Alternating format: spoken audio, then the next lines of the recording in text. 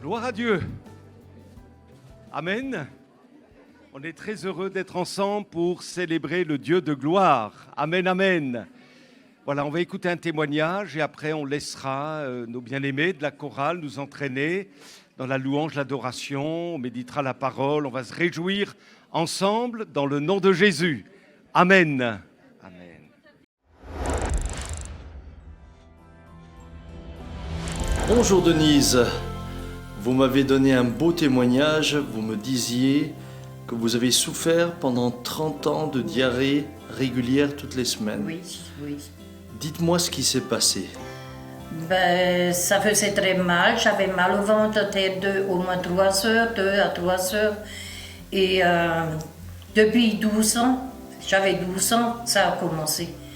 Et on a une cellule et une sœur qui a une parole, qu'il y a une sœur parmi nous qui a des diarrhées depuis des années. Et à partir d'aujourd'hui, je suis guérie, le Seigneur me guérit. Et à partir de ce jour-là, j'étais guérie, plus de diarrhée. Plus rien. Et je remercie le Seigneur de tout cœur. Ça fait combien d'années maintenant que vous êtes guérie? Dans les 4-5 ans. 4-5 ans, Oui. après 30 ans. Après 30 ans de diarrhée, oui. Que le Seigneur soit béni. Oui. Il est fidèle, il nous aide et nous secourt.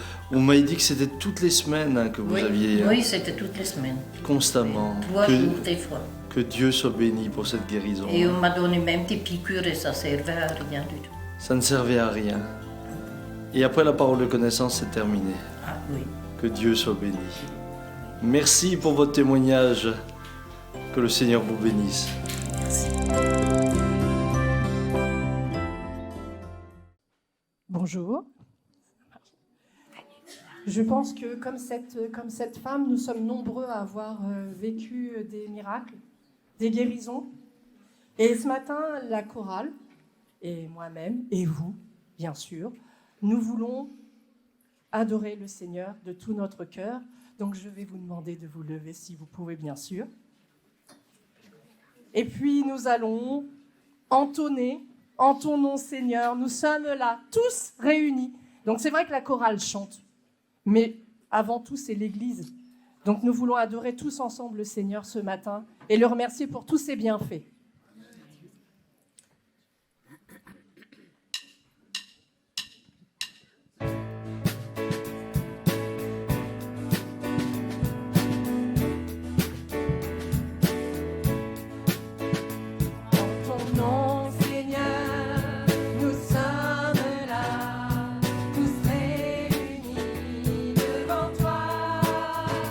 En ton nom, Seigneur, nous sommes là.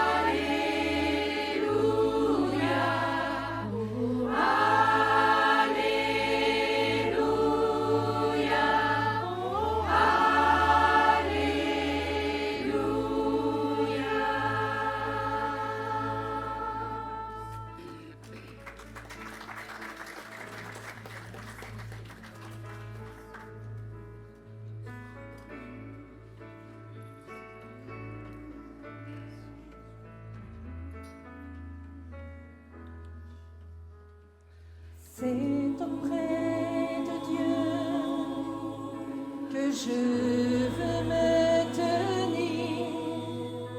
Il est mon Seigneur, mon roi.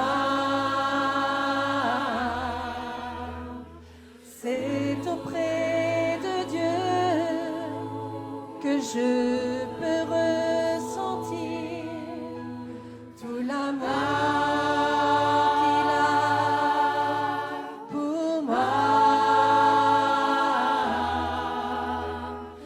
C'est auprès de Dieu que je voudrais grandir, entendre le son de sa voix.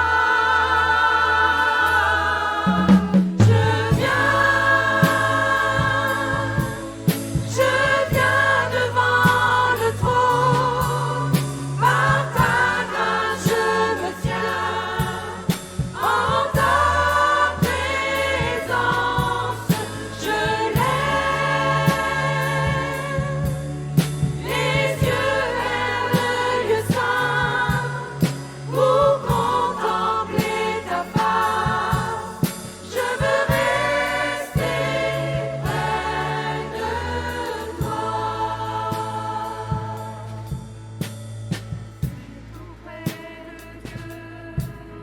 Que je veux me tenir, il est mon Seigneur, mon roi.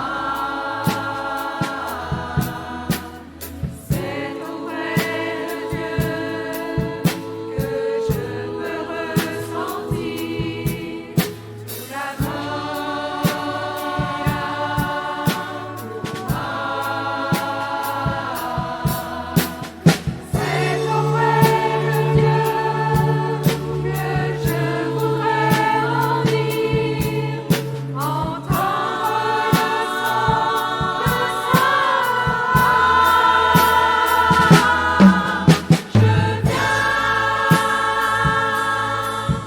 Je viens devant le trône, par ta grâce je me tiens, en ta présence je lève les yeux vers le lieu saint pour contempler ta face. Je veux rester près de toi. Je veux rester près de toi. Je veux rester près de toi.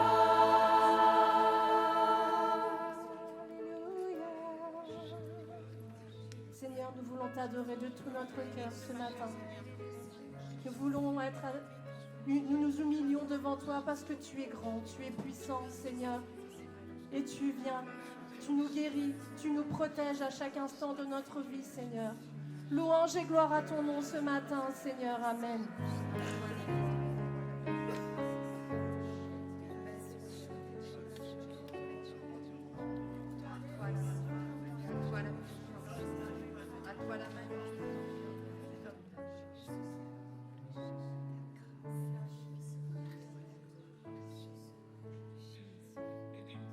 Oui, je te loue, Seigneur, pour ce que tu es, mon Dieu tout-puissant, Père éternel. C'est toi qui m'as donné la vie. Merci pour ton sacrifice sur la croix. Merci pour ton amour. Grâce infinie. Sois béni, que ton nom soit sanctifié, Seigneur. À toi la gloire. Amen.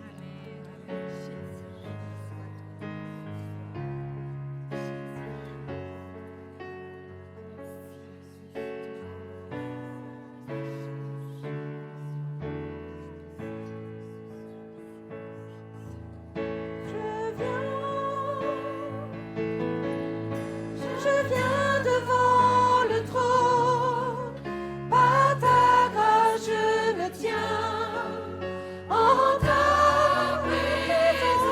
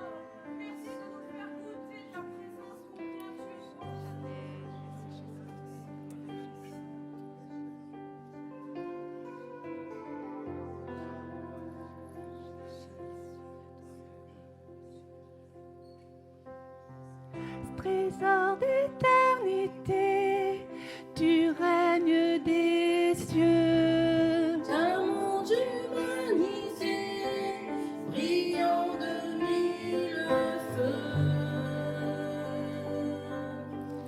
Digne es-tu, ô notre Dieu.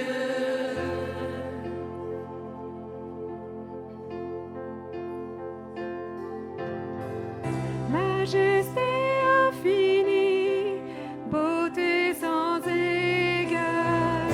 Ton éclat resplendit comme le million d'étoiles.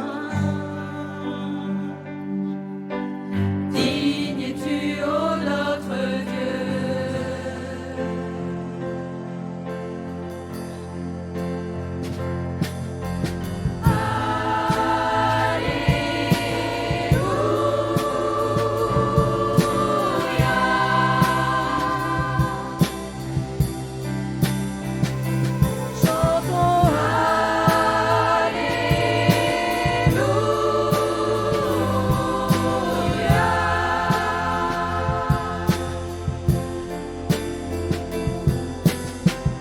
Tous les anges éblouis, milliers et myriades,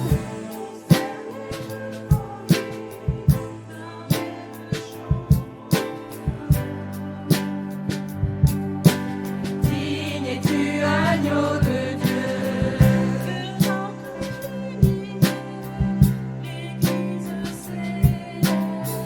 Jésus, roi de la terre et sauveur des cieux. Digne es-tu, agneau de Dieu. Jésus, tu es glorieux.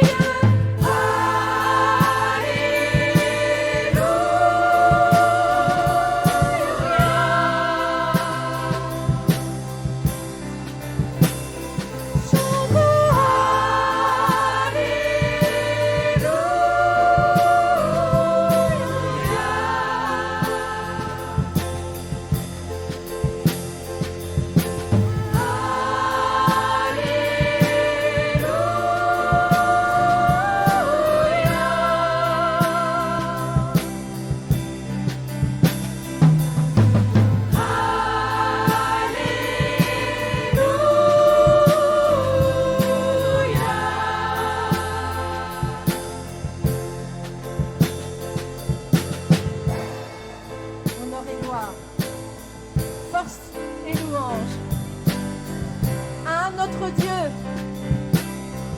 à notre Dieu, splendeur et grâce, force et louange à notre Dieu, tous ensemble. Honneur et gloire, règne et puissance à notre Dieu, à notre Dieu. Splendeur et grâce, force et louange à notre Dieu, à notre Dieu. Honneur et gloire,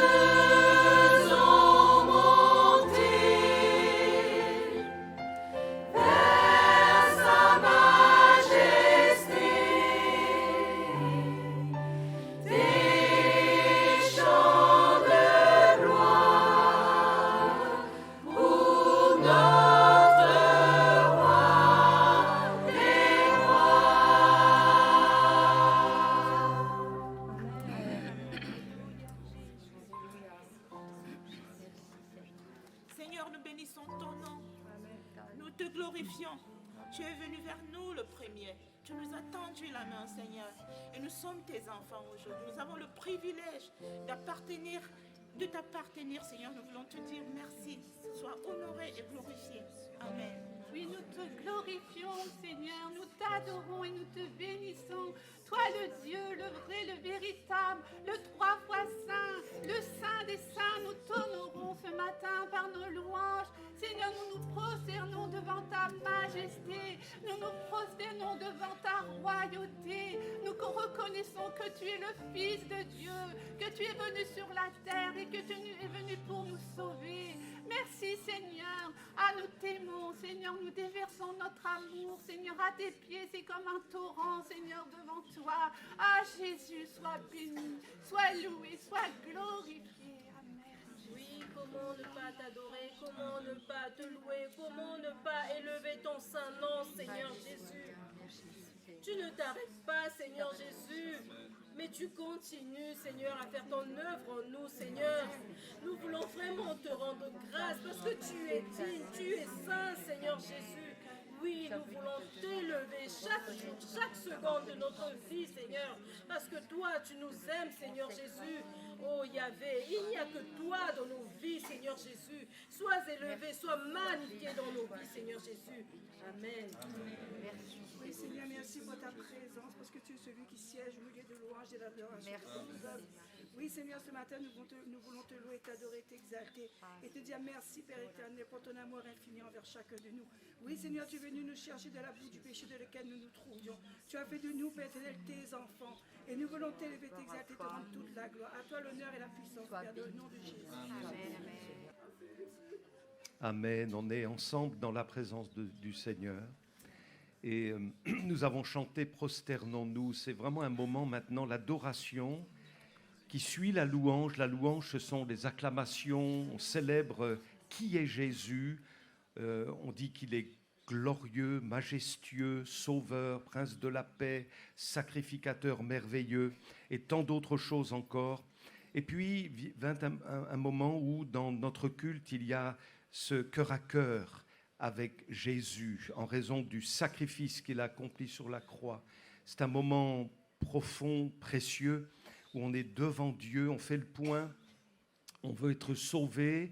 Si nous le sommes, on veut être bien devant lui, on veut s'inscrire vraiment dans les bonnes choses qu'il a prévues pour nous. Et on va maintenant participer au repas de la Cène. Donc tous ceux qui marchent avec Jésus sont passés par l'expérience d'une nouvelle naissance, qui se sont engagés aussi de manière significative dans les eaux du baptême. Et j'inviterai tous les nouveaux baptisés à participer maintenant aussi à ce moment de Cène, le pain représentant le corps de Jésus déchiré pour nous pardonner. Jésus a pris sur lui notre péché, notre condamnation. C'est un sacrifice substitutif. Il a pris notre place. Et le vin que nous allons prendre représente le sang de l'agneau. On ne peut pas être pardonné en dehors du sang de l'agneau. C'est le sang de l'agneau qui nous purifie de tout péché.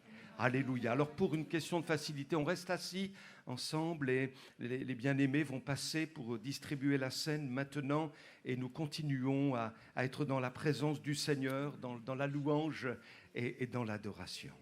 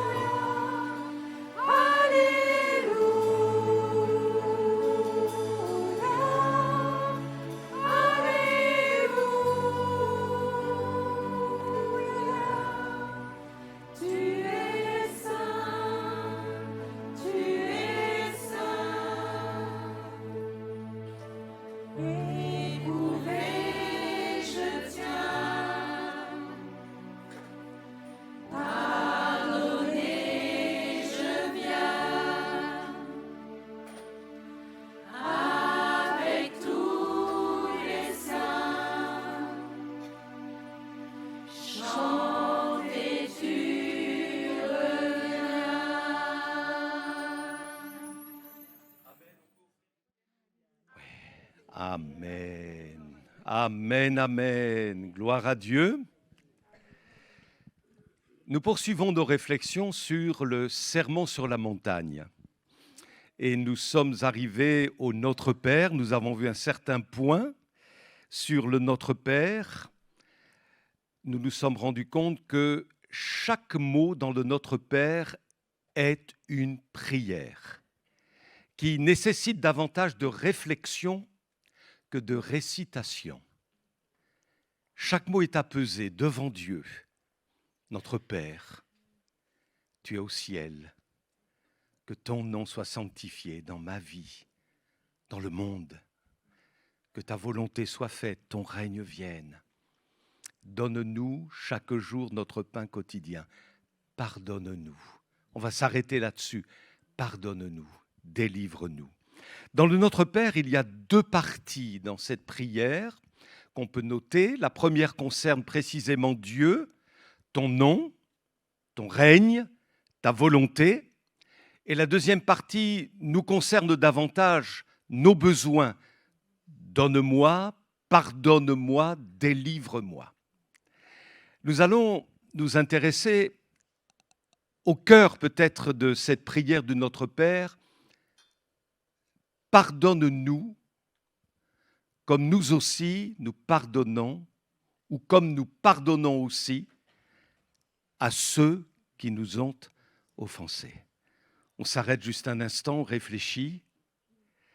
Et je suis persuadé que ce n'est pas parce que nous sommes dans un lieu de culte que tout va bien et que nous n'avons jamais essuyé d'échecs, jamais rencontré d'opposition, jamais été piqués au vif, jamais été blessés. Je pense que pour la plupart d'entre nous, en tant qu'êtres humains, puisque nous sommes encore sur la terre, nous avons tous vécu ce genre de choses. Ce qui est important pour nous, selon le modèle qui nous est donné par la parole de Dieu, c'est qu'on traite nos blessures d'une manière spirituelle et qu'on ne les laisse pas s'envenimer en nous pour que finalement notre vie spirituelle ne rayonne plus. Alors nous allons nous intéresser donc à la première partie de ce verset et après un certain nombre de réflexions, on passera à la deuxième partie. Vous êtes d'accord ? La première partie étant « Pardonne nos offenses ». Pardonne nos offenses. Il y a de cela des années, j'ai eu l'immense privilège d'être aumônier de prison et le Seigneur m'avait vraiment fait grâce. C'est qu'il m'avait donné la prison curieusement appelée la Bonne Nouvelle. Oui, je ne sais pas si c'est une bonne nouvelle, mais Bonne Nouvelle à Rouen. Et puis les deux prisons, parce qu'il y en a deux en une, en fait, au Val-de-Reuil.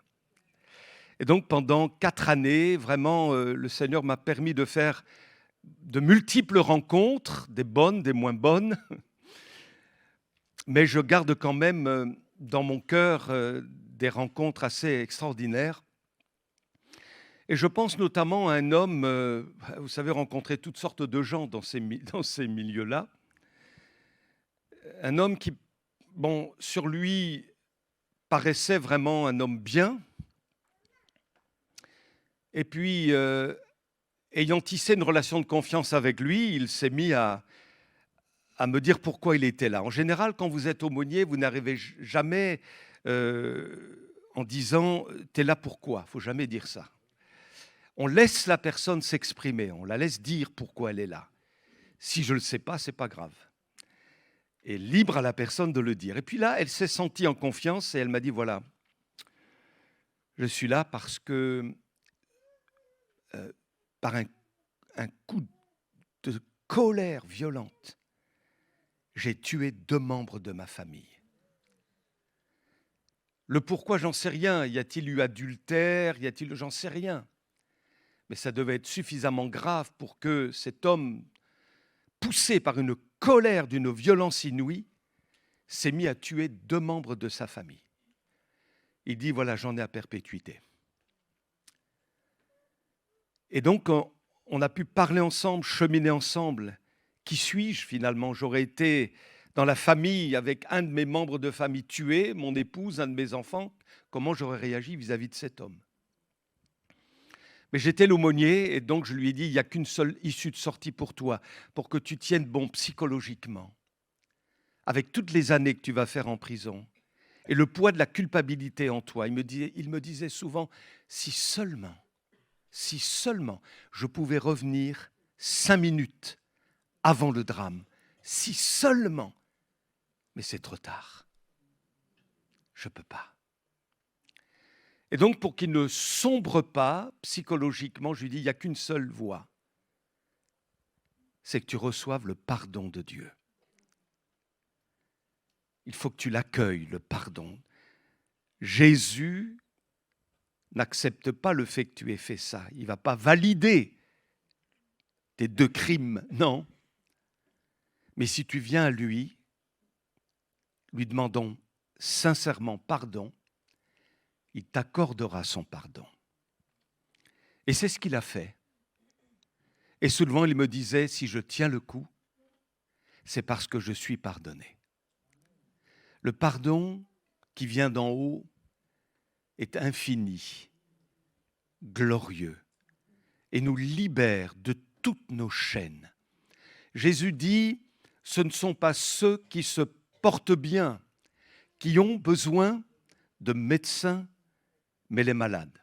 Je ne suis pas venu appeler des justes, mais des pécheurs. Vous connaissez certainement ce chant « Amazing Grace ». Amazing Grace, na, na, na. Vous connaissez bien.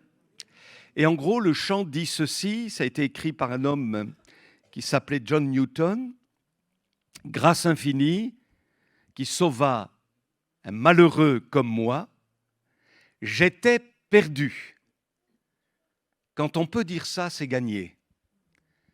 Un homme de l'excellence d'Ésaïe, qui était un prince, un homme qui aimait Dieu, qui aimait la loi de Dieu, qui était un homme saint devant Dieu, lorsqu'il a eu la révélation de Dieu dans le ciel de gloire, il a tout de suite dit « Malheur à moi, je suis un homme perdu ».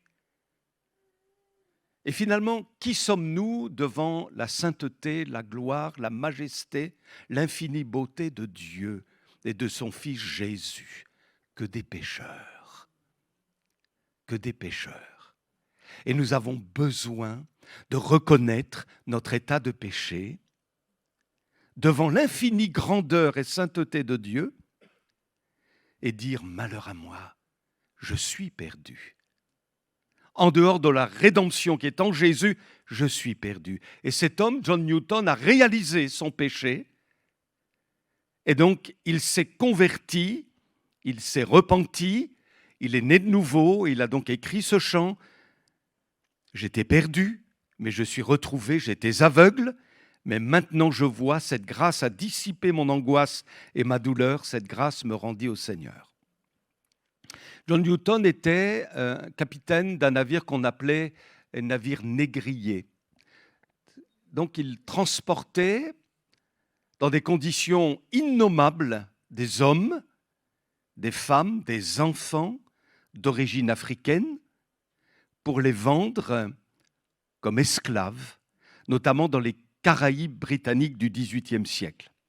Alors qu'il naviguait au large des côtes irlandaises, une tempête d'une violence inouïe l'a poussé à crier à Dieu. Il avait 32 ans.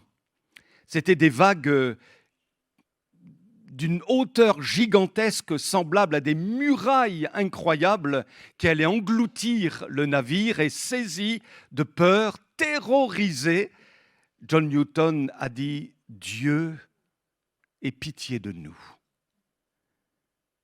Et finalement, le bateau n'a pas coulé. Il a réalisé que sa prière avait été exaucée, que Dieu lui avait fait grâce en l'ayant protégé, lui et tout l'équipage. Et donc ça a été pour lui un facteur déclencheur, l'amenant à la foi. Et durant les semaines qui ont suivi, Et les mois qui ont suivi, John Newton s'est mis à lire la parole de Dieu, la Bible, des ouvrages aussi chrétiens, tels que l'imitation de Jésus-Christ. Et après, bien des années après, il est devenu pasteur à Londres et un fervent défenseur de la cause des esclaves. C'était un homme qui était tellement conscient de son péché, d'où Jésus l'a fait sortir, qu'il s'est mis à écrire ce chant qui a fini par être connu mondialement, Amazing Grace. J'étais perdu, mais je suis retrouvé. J'étais aveugle, mais maintenant, je vois. J'ai envie de vous dire, mes amis, quelle est la plus belle expérience en tant qu'être humain que vous ayez faite, que vous avez faite sur la terre des hommes? Certains me diraient, oh, le jour où mon enfant est né, le jour où je me suis marié, le jour où j'ai eu mon diplôme, le jour où. Je crois, pour ma part, que la plus belle expérience que j'ai faite sur la terre, ça a été le jour où j'ai rencontré Jésus qui m'a pardonné, qui a pardonné mes péchés. Et je pense que vous pouvez, pour la majeure partie d'entre vous, rendre ce même témoignage. C'est une expérience inouïe, extraordinaire. Et c'est pourquoi le matin du dimanche, nous aimons nous réunir dans toutes les assemblées qu'il y a dans le monde entier pour la seule raison de dire merci à Jésus. Vous avez entendu les louanges qui se sont élevées. Merci Jésus pour ton sacrifice. Merci pour ta résurrection. Merci pour la croix. Merci pour le sang versé et tant d'autres choses encore. Nous aimons lui dire merci. Jamais on n'oubliera le prix payé pour notre rachat. Quelqu'un a dit ceci: je suis trop pauvre pour acheter le pardon de Dieu et Dieu est trop riche pour me le vendre. C'est pourquoi il est gratuit. On ne le mérite pas, on ne le gagne pas. Notre religion ne peut rien pour ça. On le reçoit gratuitement. L'apôtre Paul le dit, conduit par l'Esprit, en ces termes, et j'ai pris la transcription d'Alfred Cohen, Paroles vivantes, qui donc se trouve dans Romains, l'épître de Paul aux Romains, chapitre 3, versets 21 à 25, vous le lisez avec moi.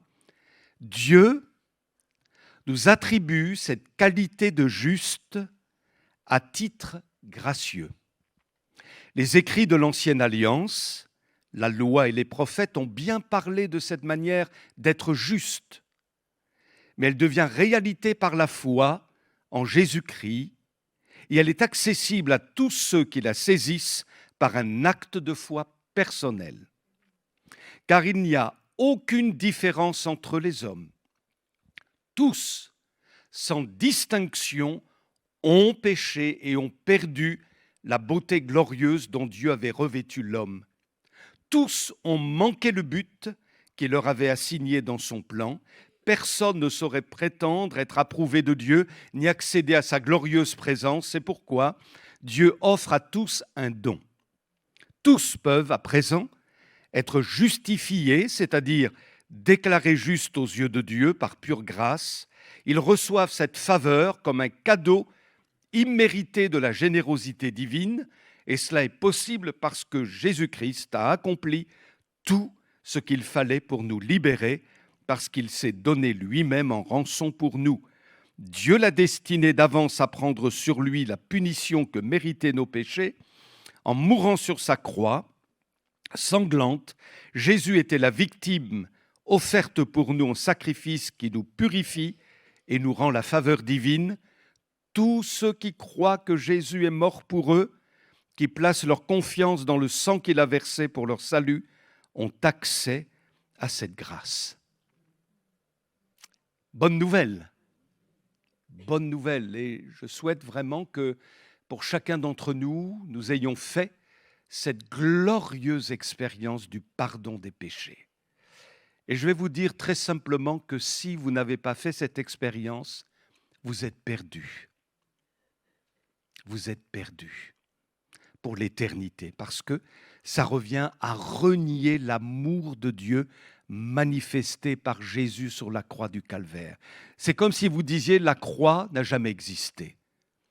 Jésus n'est jamais venu sur la terre et son œuvre n'a aucune implication dans ma vie. Ce serait renier Christ finalement. Alors maintenant, je voudrais attirer votre attention sur quelque chose d'important. Peut-être qu'au milieu de nous, des personnes ne se sentent absolument pas concernées par le pardon de Dieu. Vous vous identifiez aux exemples que j'ai pris et vous vous dites, mais oh, moi je n'ai pas tué 2 membres de ma famille. Si lui avait besoin d'être pardonné, je comprends, mais moi, je ne suis pas un criminel, je ne suis pas un tueur. Et puis, vous pourriez dire aussi, mais moi, je n'ai rien à voir avec John Newton, qui vendait les Africains en esclavage. Non, j'ai rien à voir. Moi, j'aime les jaunes, les noirs, les blancs, j'aime les petits, les grands, les intellectuels, les manuels. Finalement, j'aime tout le monde. En fait, vous pourriez dire, mais vraiment, je ne me sens pas concerné par le pardon. Je me souviens un jour, on m'avait fait une prise de sang.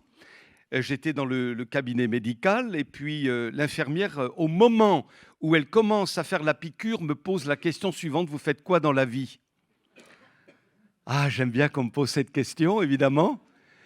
Et alors je me suis dit en moi-même, en une fraction de seconde, j'aurais pas beaucoup de temps, mais il faut que j'y aille quand même. Je suis pasteur et en 2-3 mots, je lui dis, j'ai été pardonné, Christ m'a sanctifié, je suis sauvé. Alors voilà, ça a été très rapide, hein. Elle me regarde et elle me dit, mais sauvé de quoi, monsieur? Sauvé de quoi? Pardonné pour quoi? Et ce sont des millions de Français qui pensent exactement la même chose. Sauvé de quoi? Et figurez-vous que j'ai découvert un texte il n'y a pas longtemps qui m'a vraiment interpellé. Vous êtes d'accord que je vous le lise? Écoutez bien. Satan ne se soucie pas que tu sois une bonne personne. Il ne se soucie pas que tu aides les pauvres, que tu sois généreux, respecté ou apprécié de tous. Ce qui l'intéresse, c'est une seule chose, que tu ne plies pas le genou devant Jésus. C'est là que réside sa plus grande tromperie. Il a convaincu des millions de personnes que la moralité équivaut à la spiritualité, que vivre correctement, être aimable, éviter les gros péchés suffit pour être accepté de Dieu. Mais c'est un mensonge, venu tout droit dans l'enfer. Les pharisiens, à l'époque de Jésus, avaient une moralité impeccable. Ils suivaient la loi de Dieu à la lettre, étaient respectés, dévoués, religieux, et pourtant Jésus les a appelés enfants du diable. Pourquoi? Parce que leurs bonnes œuvres avaient remplacé Christ. Le plus grand tour de Satan, ce n'est pas de rendre les mauvais encore plus mauvais, c'est de faire croire aux bons qu'ils n'ont pas besoin d'un sauveur. Regarde autour de toi.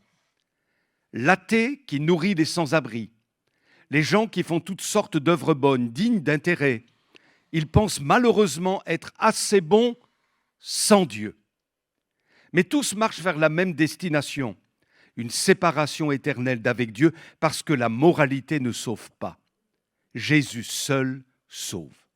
Satan adore les gens moraux qui rejettent Jésus. Ils sont sa meilleure publicité. Ils prouvent qu'on peut être gentil sans Christ, être généreux sans Dieu, être discipliné sans le Saint-Esprit, être respecté sans rédemption, et pourtant être perdu. Les personnes les plus bonnes de l'enfer, entre guillemets, ne seront pas les meurtriers ni les violeurs, mais les citoyens exemplaires qui croyaient que leur bonté suffisait.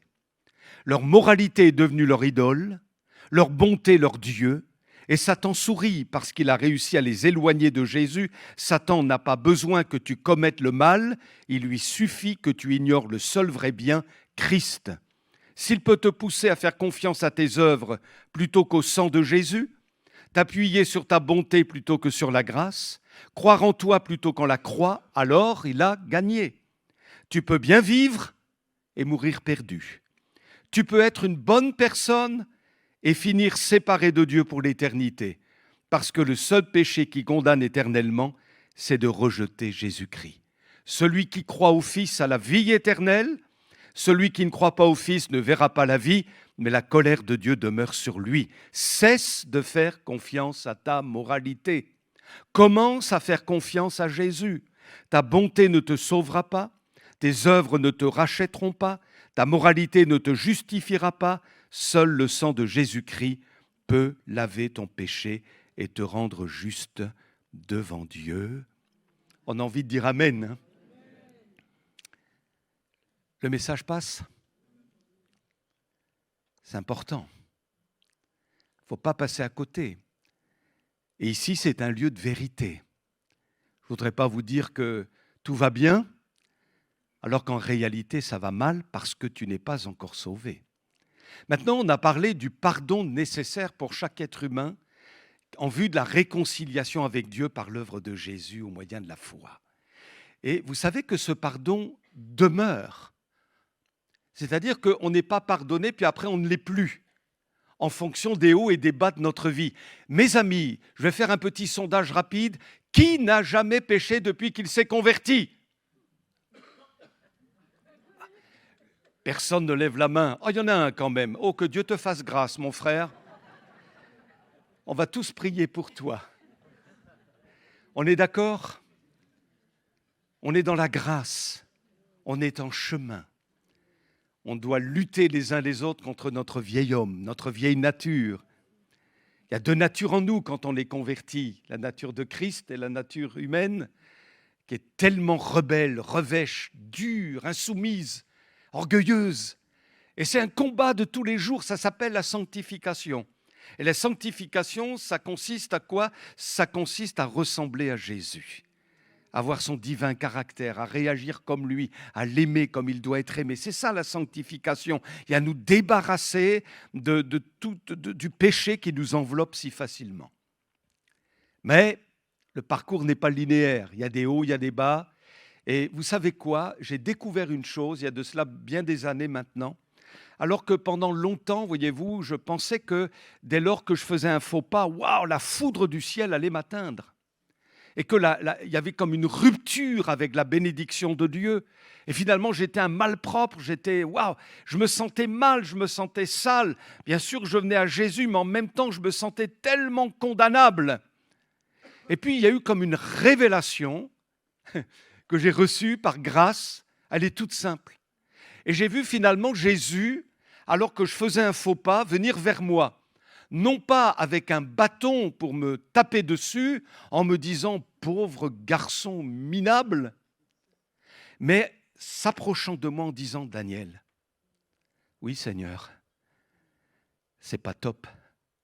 Non, c'est pas top. Écoute Daniel, viens à moi, demande-moi pardon et demande-moi mon aide, et je te l'accorderai. Ok Seigneur. Allez, tu vaux mieux que ça, Daniel. Ok, Seigneur, relève-toi. Je te pardonne. Fais-moi confiance. Prends ma main. On y va. Regarde devant. Et c'est comme ça que bien souvent, j'ai surmonté bien des problématiques intérieures que j'avais en plus profond de moi, en ayant réalisé que mon Sauveur n'était pas un maître insatiable qui cassait ses brebis, mais qui les aimait, qui leur pardonnait, qui les façonnait et qui mettait son baume sur nos blessures. Et c'est ça la grâce. La grâce, ce n'est pas une porte ouverte à faire n'importe quoi quand on le veut, à pécher en disant « Dieu est grâce, c'est pas ça ». La grâce, c'est de se dire « Seigneur, merci parce que dans ma misère, tu voles toujours à mon secours ». Et finalement, ce n'est pas mon péché qui fait mon identité. Mon identité, c'est celle d'être sauvé par grâce. Je suis enfant de Dieu. Mais parfois, je fais des faux pas. Tu fais des faux pas.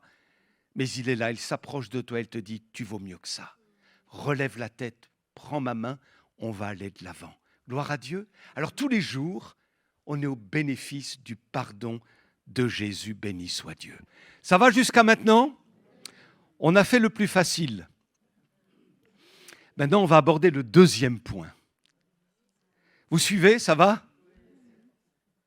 Comme nous pardonnons à ceux qui nous ont offensés. Quelle est la clé de compréhension de ce verset? Eh bien, en fait, la clé de compréhension est dans l'expression « comme nous pardonnons aussi à ceux qui nous ont offensés », c'est-à-dire que Dieu pardonne si je pardonne. Ça va? Mais si je ne pardonne pas, Dieu ne me pardonnera pas non plus. Et vous relirez dans Matthieu 6, verset 14, la confirmation de ce que je vous dis. Pardonne-nous nos offenses comme nous, de la même manière que nous, on pardonne à ceux qui nous ont offensés, alors toi, Seigneur, tu nous pardonnes. Mais l'inverse est aussi vrai. Si moi je ne pardonne pas, comment puis-je bénéficier du coup du pardon du Seigneur? Et vous savez quoi? Je crois qu'il y a bien des situations bloquées en réalité, faute de pardon. C'est vrai pour des églises, pour des couples, des familles entières, des personnes. Faute de pardon, on se disqualifie. Faute de pardon, mes amis, il y a des blocages dans le ciel et la vie change selon que l'on pardonne ou pas. On va voir une image de ce que peut représenter quelqu'un qui pardonne et quelqu'un qui ne pardonne pas. Excusez-moi de nous comparer à des éponges. Mais l'image, elle est parlante. On l'a vu dans un séminaire auquel j'ai participé dernièrement avec Didier Biava, qui s'occupe d'une association qu'il a créée qui s'appelle « Libère ton identité ». Et il nous a montré cette diapo. Le non-pardon est semblable à cette éponge, vous voyez, sèche. Et quand tu pardonnes, l'éponge, elle respire. Notre attitude, écoutez bien, notre attitude détermine notre altitude. Ça veut dire quoi? C'est simple, hein? Si j'adopte une bonne attitude selon Dieu, alors j'élève mon âme. Mon attitude détermine mon altitude. Mais si je n'adopte pas le bon comportement, eh bien mon âme, elle est plus bas que terre. Et elle se dessèche. Comment tu es ce matin finalement, mon frère, ma sœur, mon ami? Dans quel état tu es aujourd'hui, quelque part? Est-ce que tu ressembles finalement à cette éponge toute sèche, toute rêche? Ou alors ressembles-tu à l'autre type d'éponge? Il y a de cela quelque temps, avec mon épouse, on est tombé sur un film vraiment intéressant. Je ne sais pas si vous le connaissez, Fences, qui signifie clôture, joué par un acteur remarquable. Denzel Washington, qui est issu des Assemblées de Dieu des États-Unis. C'est un homme converti, un homme engagé dans la foi. Et quand il est interviewé, il parle de Jésus, il donne des versets bibliques. Un homme qui a vécu donc toute son enfance dans les milieux comme nous, pentecôtistes. Et ce film, il m'a marqué, vraiment. Je vous invite à le regarder si vous le pouvez. C'est dur comme film, il est dur. Et je me demande bien comment, d'ailleurs, cet acteur a pu jouer son rôle, qui est tellement un rôle ingrat. Mais bon, on va voir un extrait de la relation qu'il avait avec son fils, mais c'était la même chose avec sa femme, vous allez comprendre.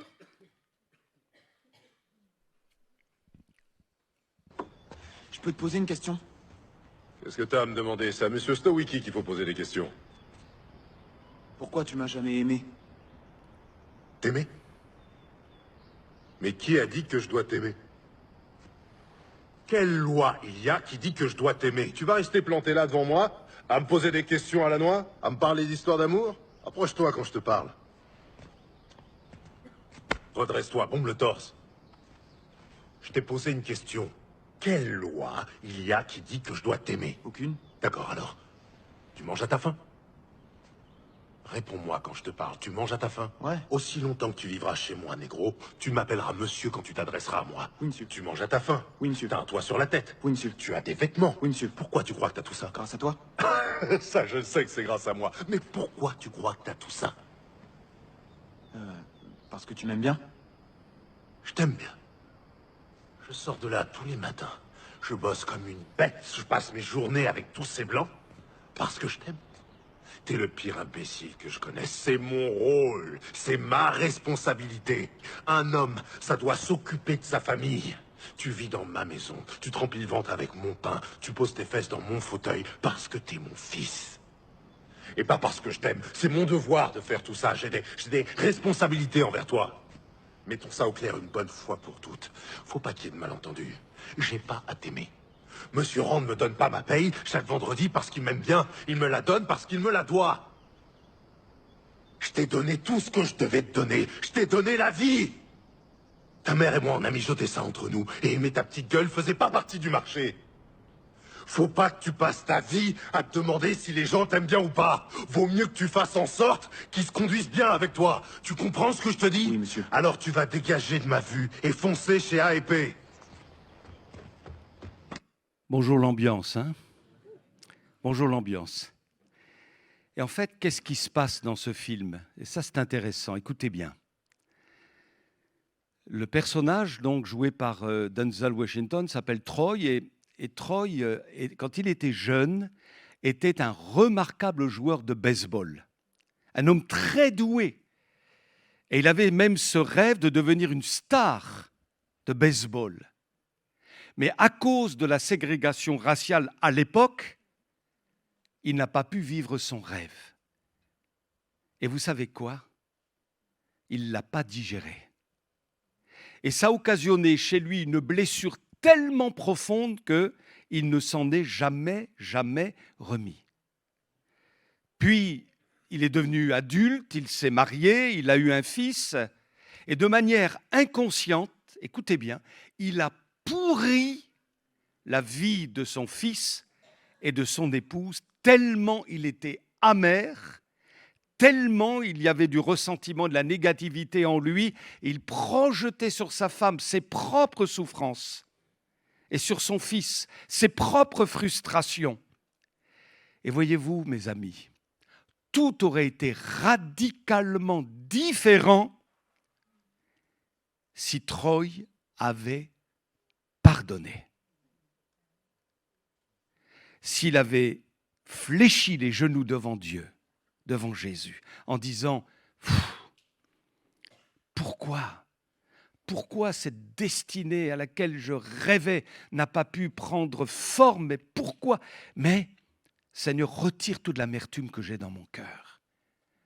Retire ça. Et j'accorde le pardon à tous ces gens qui m'ont bloqué dans ma vie. Je ne veux pas être pris en otage par eux, par leurs décisions, par la ségrégation raciale. Je suis qui je suis devant toi. Seigneur, libère-moi. Et je suis persuadé que s'il avait fait cette démarche, les choses auraient été totalement différentes, non seulement avec sa femme, mais aussi avec son fils. Mes amis, ne soyons pas les otages des blessures de notre passé. C'est un piège que le diable nous tend. Ce n'est pas au passé d'hypothéquer notre présent et notre avenir. Vous savez quoi? Notre passé, n'a pas d'avenir. Ce n'est pas les rétroviseurs dans votre voiture qui comptent, c'est le pare-brise devant. Il est plus important. Bien sûr, on a le droit de regarder en arrière, mais si on ne fait que regarder en arrière, on est mal pour aller devant. On a besoin de regarder devant. Et il y en a qui vivent constamment avec leur passé, ils traînent des casseroles. Et parfois, dans nos églises, on est surpris de telle attitude, de tel comportement, de quel trait de caractère. On se dit, mais pourtant, il s'est fait baptiser, elle s'est faite baptiser, pourtant, il y a eu ceci, pourtant, il y a même eu un baptême du Saint-Esprit. Mais pourquoi? Puis quand tu grattes un peu, tu te rends compte qu'il y a eu des problèmes dans le passé. Et je vais vous dire une chose, ces problèmes n'ont pas été traités. Ils n'ont pas été traités. Et parce qu'ils n'ont pas été traités, ils enveniment l'intérieur de l'homme ou de la femme. Et ça se traduit par des défauts de comportement. Il faut avoir le courage de traiter notre problème. Sinon, on va le traîner jusqu'au bout, jusqu'à notre mort. Il faut confronter nos blessures. Donc, je vous ai dit que j'ai assisté à un séminaire avec Didier Biava et son épouse dernièrement. Et ils nous ont amenés à faire une démarche. Alors, il a traité un certain nombre de sujets, entre autres celui du pardon. Et vous savez quoi? Ils nous ont remis, vous allez le voir, un petit cœur, un cœur en mousse, vous voyez? Un petit cœur, c'est sympa, hein? Et ils nous ont remis aussi des épingles, des petites épingles.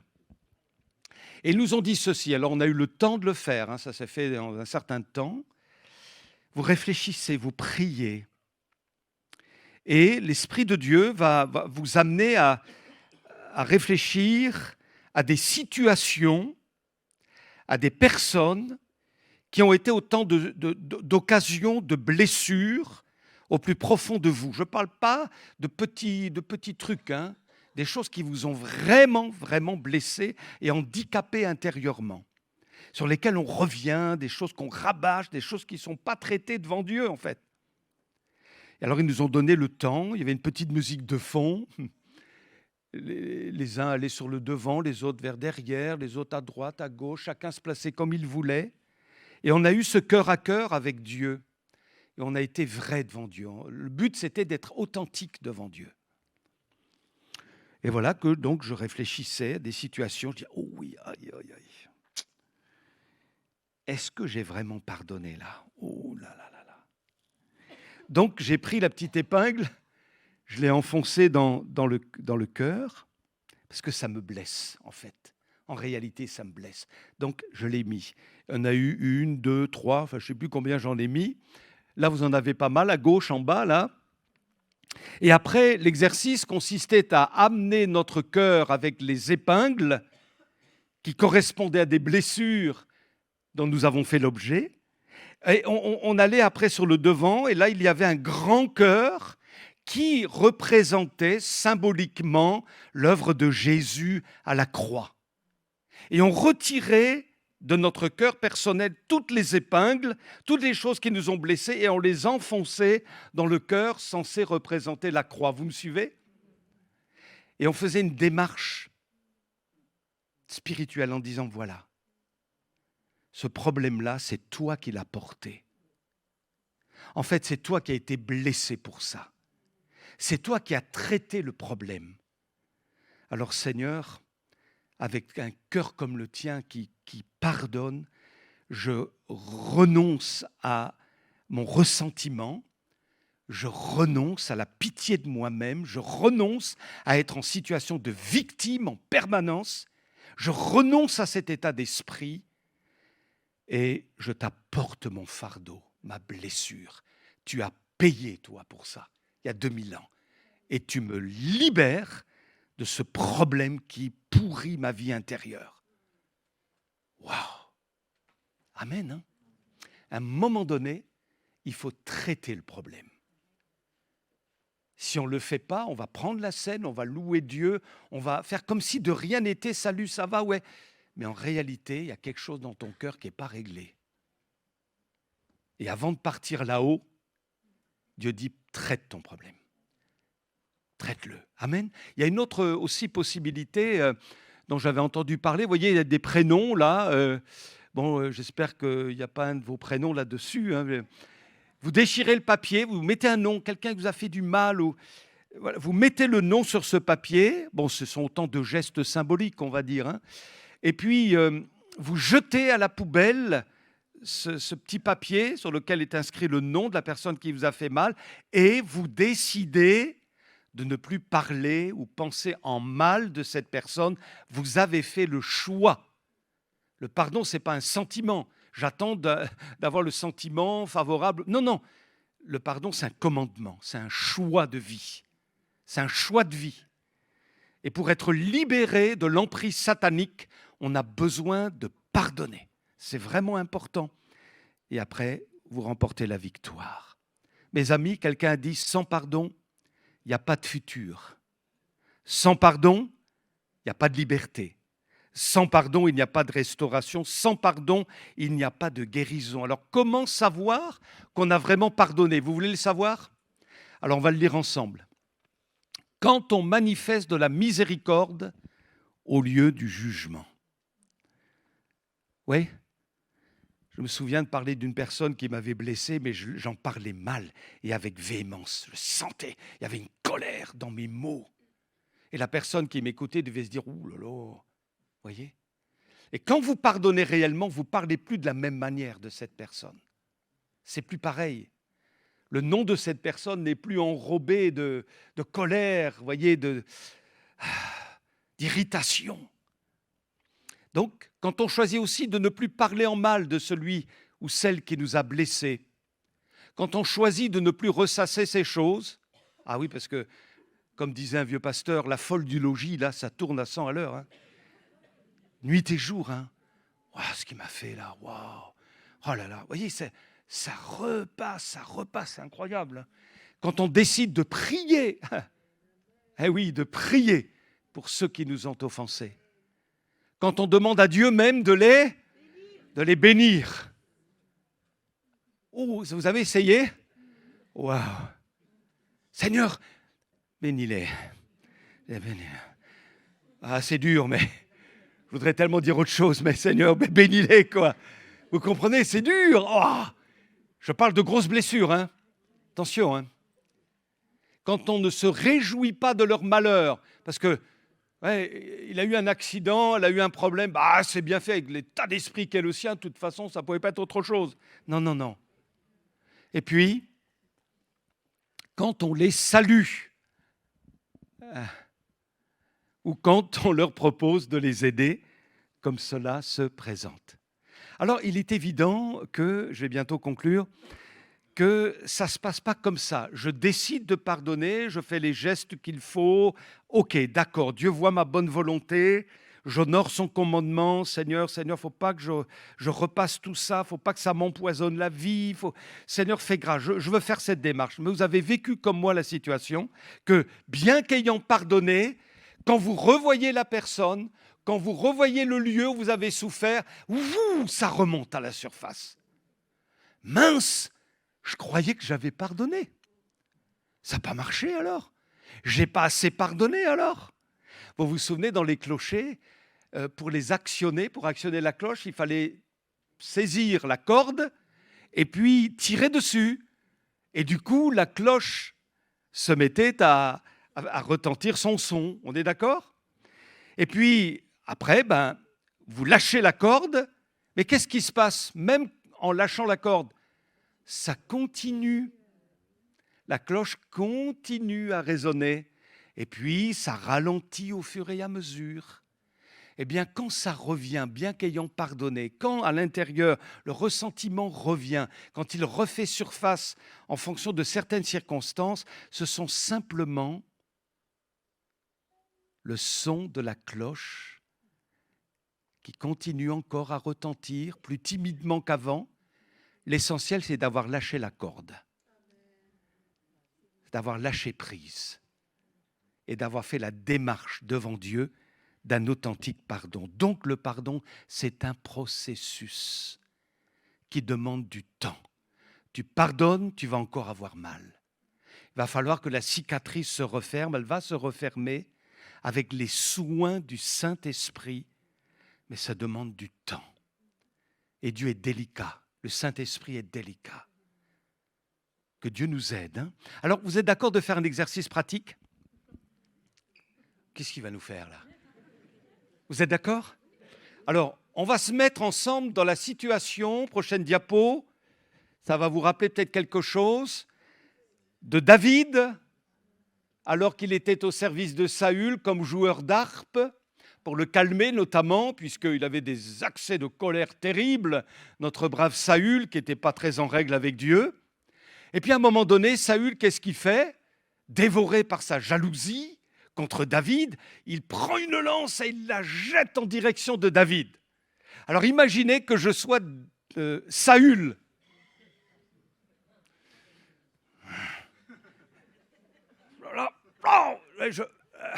Allez, je vous la lance. Oh là là, je vous la lance.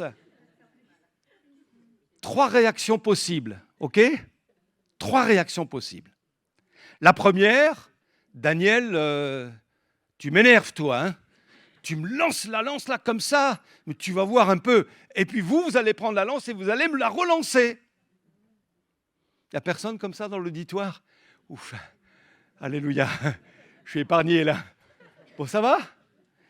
Ça, c'est la première réaction, œil pour œil, dent pour dent. Tu me fais du mal, je t'en refais aussi, tu vas voir. Et tu vas voir mon visage, tu vas voir mes mots, tu vas les entendre, tu vas voir ma réaction, tu vas voir un petit peu. Et mes amis, vous savez, attention à ça aussi. Je le dis pour moi-même, hein, évidemment, je m'exhorte. Hein. Mais avec ceux qui vous ont blessé, essayez d'analyser votre attitude. Ça serait presque bien qu'on nous filme et que notre visage donc apparaisse, parce que en réalité, waouh, il y a de la contenance, mais vous voyez ce que je veux dire. Et j'ai remarqué que dans nos églises, il en faut peu, hein, pour que ça déménage vite. Hein, attention. Hein. Ouh là là, c'est pas vrai? On parle de la croix et tout, mais Oui ou non? Je me trompe? Non, mais vous avez le droit de dire oui, frère. Non, frère. À moins que vous soyez beaucoup plus sanctifié que moi. C'est possible. Donc, j'ai lancé la lance. Vous me la renvoyez. OK. Deuxième possibilité de réagir. Je vous envoie la lance. Elle tombe. Vous ne la renvoyez pas. Mais à l'intérieur, ça boue là. Ça boue là. Waouh! Et en fait, vous ne la renvoyez pas physiquement, mais quelque part, vous la renvoyez mentalement. Parce que vous ne traitez pas le problème, quoi. Ou alors, troisième possibilité, je vous envoie la lance et vous, comme David l'a fait vis-à-vis de Saül, vous surmontez le mal par le bien. J'ai entendu une chère sœur au milieu de nous, elle va se reconnaître, mais qu'elle soit rassurée, je tairai son nom, hein, évidemment. Hein. Et j'ai bien apprécié son témoignage, on parlait là, cette semaine ensemble, et puis elle me disait que sa relation avec sa belle-fille était vraiment, vraiment compliquée, mais vraiment compliquée, très tendue. Que faire? Pas facile, hein. Et puis, la maman de sa belle-fille a fait un infarctus. Et cette belle-fille ne pouvait pas, en raison de ses absences réitérées pour son travail, elle ne pouvait pas assurer donc une présence auprès de sa maman. Et du coup, cette chère sœur, bien que c'était la maman de cette belle-fille avec qui elle avait des tensions, cette chrétienne est allée voir la maman de sa belle-fille tous les jours à l'hôpital. Elle aurait pu dire, c'est sa mère, ça va quoi. J'en ai rien à faire. Hein. Elle me fait déjà assez mal comme ça. Cette famille-là, alors, vous voyez? Mais non. Elle a pris sur elle, elle a surmonté le mal par le bien. Et vous savez quoi? Leur relation s'est largement, grandement améliorée. Alors ça ne veut pas dire que quand tu entres dans une démarche de pardon, cela va aboutir à la réconciliation. Pas forcément. Parce que la réconciliation, elle se fait à deux. Et l'autre partie n'est pas toujours forcément d'accord d'accepter notre pardon et de faire une démarche semblable. Vous êtes d'accord avec moi? Mais ce qui est important, c'est d'abord nous-mêmes. Pour être libérés nous-mêmes, nous devons faire cette démarche de pardon devant Dieu. Pas forcément vis-à-vis de la personne, mais au moins déjà devant Dieu. Alléluia. Et là, le droit du diable est ôté et le Seigneur nous aide à aller plus loin avec sa grâce. Alors je conclus. Avec ceci, vous pouvez le lire avec moi.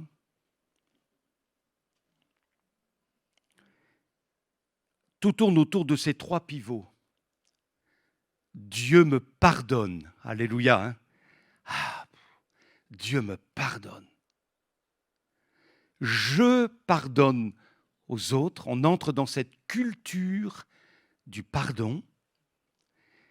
Et puis, je me pardonne. Parce que, oui, gloire à Dieu quand Dieu pardonne.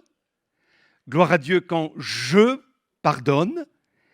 Mais j'ai remarqué que parfois, bien qu'ayant reçu le pardon de Dieu, bien qu'ayant manifesté une démarche de pardon, moi là, je ne me pardonne pas. Vous comprenez? On a du mal parfois à accepter de se pardonner alors que Dieu lui le fait, mais nous, on a du mal à se réconcilier avec nous-mêmes en fin de compte, comme si notre erreur constituait notre identité. Non, non mes amis. Acceptons de nous pardonner aussi l'erreur qu'on a faite et ne la portons pas jusqu'à la fin de notre vie. Voyez, Christ a porté cette erreur, d'où le petit cœur avec les épingles, vous savez. Christ a porté ça. Donc, ne nous condamnons pas, ça suffit comme ça. Il y a assez de condamnation dont nous faisons l'objet dans le monde dans lequel on vit. C'est assez compliqué pour ne pas surrajouter. À cause de mes défauts, de mes problèmes, de mes erreurs, on ne s'en sort plus. Il faut entrer dans la grâce. Comme l'apôtre Paul, vous vous en souvenez? À un moment donné, il réfléchit et il dit « Je suis le moindre des apôtres ». Mais qu'est-ce qui t'arrive, Paul? Tu es loin d'être le moindre des apôtres. Qu'est-ce que vous en pensez? Mais il était sincère quand il a dit ça. En fait, avec un langage moderne, ça veut dire « je suis nul ». D'accord? C'est ça. Je suis nul. Je suis le moindre des apôtres. Et il donne la raison. Il est en train de penser à tout son passé. Et il se revoit en train d'emprisonner les chrétiens, en train de lapider certains d'entre eux, en train de malmener des familles chrétiennes. Il était comme ça avant. C'était un radical, un extrémiste religieux. Et puis Christ l'a rencontré sur le chemin de Damas. Il a changé. Il est devenu serviteur de Dieu. Mais malgré cela, avec les années qui s'étaient écoulées, lorsqu'il repensait au mal qu'il avait fait, « Ah, je suis nul !» Et puis tout de suite après, c'est dans 1 Corinthiens 15, « Mais si je suis ce que je suis, c'est par ta grâce. » Retenez bien ça. En fait, alors qu'il est en train de se noyer dans un océan de culpabilité, il décide de plonger dans l'océan de la grâce de Dieu. Et ça l'a sauvé. Et voyez-vous, parfois on peut éviter des dépressions, on peut éviter des découragements, on peut éviter des refroidissements intérieurs, des dessèchements en acceptant de nous pardonner nous-mêmes, ayant d'abord reçu le pardon de Dieu, ayant fait une démarche nous-mêmes de pardon, on accepte de se pardonner soi-même et au lieu de s'auto-humilier, de s'auto-condamner, eh bien, on va plonger dans la grâce de Dieu. D'où la nécessité de savoir qui nous sommes. Un jour, un de mes fils m'a dit, « Papa, il faut savoir qui on est. » Wow. Bien. Il faut savoir qui on est. Et nous avons besoin, nous, en tant que peuple de Dieu, de savoir qui nous sommes. Et à partir du moment où nous savons qui nous sommes, Satan, il aura beaucoup plus de mal à nous culpabiliser, puisqu'il est l'accusateur des frères, qui nous accuse jour et nuit. Et je pense aux mamans, papa, j'ai pas fait ceci, j'ai pas fait cela, j'étais pas comme ceci, j'étais pas comme cela. Et ça tourne en boucle. Et dans le couple, je suis pas comme ceci avec ma femme, je suis pas comme cela avec mon mari. Et vous voyez, et ça continue. Et pour tout, et dans mon travail, et dans ça, et il y a des chrétiens qui vivent des cauchemars en réalité. C'est très dur pour eux. Ils vivent en ayant un malaise permanent, chronique. Ils ne sont pas heureux. Ils ne sont pas libérés. Il faut traiter le problème. Et lâcher prise en disant « Seigneur, tu es mon Rédempteur, mon Libérateur, et tu vas guérir mon âme. » Amen. Hein? tu vas guérir mon âme. Il ne faut pas que mon âme soit malade en permanence. Il faut qu'elle soit en bonne santé. Alléluia. Alors Seigneur, je lâche, et je plonge dans la grâce de Dieu. Alléluia. Et je vais même oser dire, je te loue de ce que je suis une merveilleuse créature. Alléluia, alléluia. Juste un mot, vous êtes d'accord, ça va? Oh là là, je suis un petit peu plus long que d'habitude.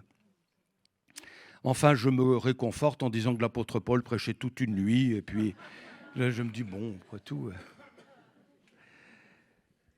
ça me vient à l'esprit, ça peut peut-être aider quelqu'un au milieu de nous. Je vous avais parlé de ces bien-aimés qui avaient adopté 2 petits Rwandais.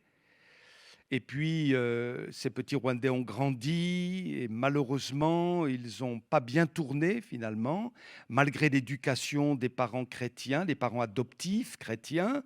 Et donc, ça s'est envenimé, ça a été compliqué. Et il y a même une des filles qui est décédée prématurément. Enfin voilà, ça a été compliqué. Et donc, notre sœur se culpabilisait en disant « j'ai pas fait quelque chose ». J'ai sûrement pas bien fait, j'ai été maladroite, elle s'accusait, elle s'auto-punissait, c'était une horreur finalement, elle vivait un cauchemar. Et figurez-vous qu'elle s'est souvenue d'une démarche qu'avait faite une dame âgée rwandaise quand ils sont allés récupérer les 2 enfants au Rwanda. Et alors qu'il y avait la cérémonie pour accueillir les enfants, tout ça, cette dame âgée s'est approchée de la sœur qui allait adopter les enfants. Elle pose sa main sur sa main ou sur le bras de la sœur. Elle la regarde et dit « Tu es une bonne maman ». Prophétiquement, tu es une bonne maman. Elle n'avait pas encore pris les enfants, hein, mais c'était comme prophétique. Et des années après, alors que le diable l'accusait de ne pas avoir fait ceci ou cela comme il fallait, elle s'est souvenue de cette parole prophétique. Et elle s'est dit, mais non, je m'auto-punis là. Je me détruis. Je me culpabilise. On a tous des dossiers les uns et les autres. Mais le sang de Jésus nettoie, lave, purifie. Alléluia. Et elle s'est dit, mais non, mon identité, celle que Dieu a pour moi, c'est que je suis en réalité à ses yeux, malgré mes défaillances humaines, mais je suis une bonne maman. Et ça l'a guérie. Parce que d'un côté, le diable, par ses arguments, l'enfonçait, et de l'autre, le Saint-Esprit la relevait. On a un choix à faire. Ou on s'enfonce dans la culpabilité chronique qui va nous paralyser, nous dessécher, ou nous choisissons d'entrer véritablement dans l'identité que Dieu a prévue pour nous. Et nous découvrons qui nous sommes en Jésus. Alors nous relevons la tête. Et c'est là que la proposition de guérison de Jésus a une dimension extraordinaire pour chacun de nous. Dieu veut une église en bonne santé. Le diable a des tas d'accusations contre nous. Et si nous le laissons faire, nous allons vraiment être détruits. Mais nous choisissons de plonger dans la grâce et de recevoir le pardon. Le sang de l'agneau efface et Dieu dit, tu es une bonne personne à mes yeux. Je t'aime, tu es mon enfant. On chemine ensemble. Ne te laisse plus accuser par le prince des mensonges, le père du mensonge. Mais regarde à moi. Quelle libération! Amen. Quelle libération! Je voudrais tellement que Dieu, frères et sœurs, si vous le ressentez, vous guérisse intérieurement, vous libère et détruise les liens dont vous êtes peut-être entourés subtilement par les argumentations démoniaques. Mais en Jésus, vous avez la victoire. Amen. On se recueille un instant. Nos bien-aimés vont revenir sur l'estrade pour nous chanter un cantique. On crie à toi, Seigneur, on est ensemble devant toi, on a tellement besoin du toucher de Dieu. On a tellement besoin que tu viennes à notre aide, Seigneur. Tellement besoin que tu viennes nous guérir. Et nous réalisons que nous sommes détenteurs de la clé. Aide-nous à lâcher, Seigneur. Aide-nous à recevoir ton pardon quand tu nous le donnes. Il n'y a pas à y revenir. Tu nous as pardonné, tu nous as lavés dans ton sang précieux. Nous plongeons dans la grâce. Nous sommes de merveilleuses créatures en Jésus. Nous sommes aimés du ciel pour qui nous sommes. Et notre nom est écrit dans le livre de vie. Notre nom retentit dans le plaidoyer de Jésus en notre faveur devant le Père. Tu appelles sur nos vies la guérison, non seulement physique, mais aussi intérieure. Et nous réalisons que parfois, nos maux intérieurs se traduisent par des maux physiques. Seigneur, viens nous guérir corps, âme et esprit. Donne-nous d'être des artisans de paix. Viens nettoyer nos cœurs par ta grâce. Nous avons ensemble démantelé les argumentations accusatrices du malin. Nous les dénonçons au nom de Jésus et nous proclamons les paroles de Dieu sur notre vie, non pas les paroles destructrices du malin, les paroles sans espérance. Elles peuvent être parfois vraies, mais elles sont destructrices. Nous choisissons d'entendre la voix du Saint-Esprit, d'entendre les paroles qui jaillissent du cœur du Dieu d'amour pour chacun de nous. Nous voulons être réconciliés non seulement avec toi, nous voulons aussi nous efforcer d'être réconciliés avec les hommes, mais nous désirons être réconciliés avec nous-mêmes. Alors Seigneur, nous voici devant toi. Nous plaçons nos vies sur ton autel et tu es en train de faire une œuvre tellement belle dans notre vie. À toi la gloire et la louange, notre Sauveur. Au nom de Jésus, Amen.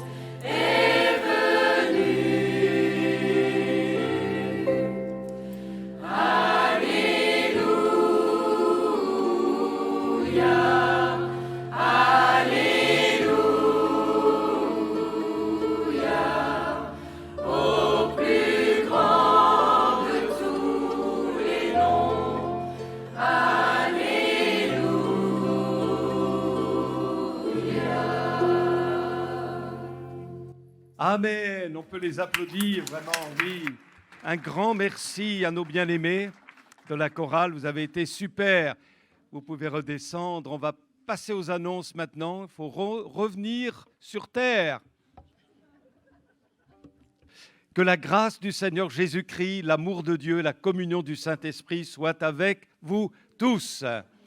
Alors oui, on est dans le mois de décembre, donc c'est le mois de la mission. C'était le mois de la persécution, donc le mois précédent. Et là maintenant, c'est le mois de la mission. On va regarder une courte vidéo sur l'œuvre missionnaire. Nous vivons une époque marquée par l'urgence et les bouleversements. Mais plus que jamais, Dieu appelle son peuple à se lever et à faire briller la lumière de l'Évangile. Face aux défis de notre temps, l'appel de Dieu est clair.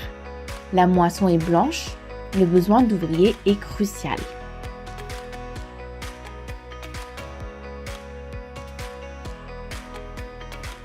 Certains sèment, d'autres récoltent. Certains sont dans l'action, d'autres prient. Certains donnent, d'autres reçoivent. Mais toutes et tous, nous sommes rachetés par Dieu pour un temps comme celui-ci où la moisson est prête. Alors engageons-nous ensemble pendant ce mois de la mission pour faire avancer le royaume de Dieu partout dans le monde. Ce mois de la mission est porté par nos deux associations, AM Holistique pour les projets culturels et Action Missionnaire pour les projets cultuels. Voici nos 4 projets culturels. Au Bangladesh, continuons d'assurer la pérennité du centre de santé chrétien. Votre don permettra de finaliser les locaux pour la kinésithérapie et les activités de prévention. Au Tchad, soutenez la mise en place d'une banque de céréales. Ce projet communautaire assurera l'autofinancement durable de l'Institut biblique de Mundu, qui a déjà formé 126 serviteurs. Au Congo, nous voulons outiller les femmes à démarrer des activités génératrices de revenus. Les bénéfices permettront de renforcer leur autonomie et leur foyer. Au Vanuatu, nous lançons la construction d'une école francophone chrétienne. Votre investissement permettra l'envoi d'un couple missionnaire et le lancement des premières salles de maternelle. Et maintenant, nos 3 projets cultuels. À Madagascar, votre soutien contribuera à la construction de 2 églises en bambou le long des fleuves, offrant ainsi des lieux de culte et le mobilier nécessaire à cette œuvre d'évangélisation. À Mayotte, après le cyclone, les portes se sont ouvertes pour l'évangélisation dans les zones précaires, atteignant notamment les jeunes. Vos dons financent la poursuite de ces actions essentielles. En République centrafricaine, aidez-nous à acquérir un nouveau terrain à Bangui. L'Institut biblique, ouvert en 2018 sur un site provisoire, est aujourd'hui devenu trop exigu. L'achat d'un nouveau terrain est désormais indispensable pour y construire le futur établissement, destiné à former solidement les ouvriers dont les églises ont besoin. Chaque geste de générosité que vous manifestez est une pierre posée pour l'œuvre de Dieu. Ce sont des vies transformées, des familles renouvelées, des villes et des villages ressourcés, des pays touchés grâce à vos dons et vos prières. Pour contribuer à ces œuvres, nous vous donnons rendez-vous sur nos sites internet actionmissionnaire.fr et amholistique.org. Merci du fond du cœur pour votre fidélité, vos prières et votre engagement à nos côtés. Ensemble, nous poursuivons cette belle œuvre que Dieu écrit à travers nous tous. Gloire à Dieu pour ce beau travail. Donc, je vous ai envoyé toutes les infos par Internet.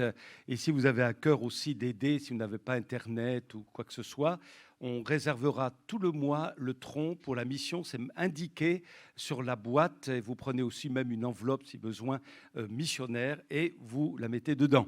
C'est bon? Si vous avez besoin de renseignements, vous allez voir notre frère trésorier, Fabien. Voilà, alors dimanche prochain, nous aurons le culte de la fête de Noël du GIB, groupe d'instruction biblique. Rendez-vous à 10h. On prie pour ça, pour que Dieu bénisse vraiment tous les enfants. Le planning, donc, tronc aujourd'hui pour l'aide alimentaire On aura la prière de Sion vendredi. Je propose un temps de jeûne et prière jeudi pour ceux qui le souhaitent, en parallèle avec Pray Home de 19h. On se retrouve à 19h pour un temps de jeûne et prière pour aider les frères et sœurs à jeûner. Vous voyez, ce n'est pas toujours évident, donc je propose ça. Si vous avez à cœur de jeûner, eh bien vous venez à 19h, on aura un temps de prière jeudi. Et puis surtout, n'oubliez pas, pour les parents, la répétition du gibes de 9h30 à 11h30 samedi pour les maternelles et primaires. Et pour les ados, jusqu'à midi, la présence des enfants est indispensable. Si les enfants ne peuvent pas venir, vous allez surtout voir la responsable du gibes, Sophie, parce que sinon, si les enfants ne sont pas là, ça perturbe évidemment la mise en place des répétitions. Et puis donc, on se retrouve pour la fête de Noël dimanche prochain, pas de scène. Et repas des jeunes samedi, voilà, c'est noté aussi, oui. Merci de le redire, oui, oui. Alors, vous êtes invités aussi à Happy New Year, le 31 décembre, à 19h, il y aura une célébration, et à 20h15, à Gap sur inscription. Il faut absolument s'inscrire sur les fiches situées aux 2 entrées-sorties. Donc, n'oubliez pas aussi alors, la rencontre au centre-ville, l'offrande du culte. Voilà, 1, 2, 3, tu regardes ton voisin, ta voisine. Sois béni. Amen. Amen. Merci à la chorale, merci à Lydia, aux musiciens, à la technique et à l'accueil. Je veux proclamer le nom de Jésus sur nos cœurs et sur chaque pensée, car je sais que la paix est dans ta présence, en toi Jésus. Oh, dis-le, je veux proclamer. Je veux proclamer le nom de Jésus jusqu'à ce que les chaînes soient brisées. Je crois que l'espoir et la liberté sont en Jésus. Oh, ton nom est puissant et ton nom guérit. Ton nom est vie. Tu brises les chaînes, tu perces la nuit et consumes tout.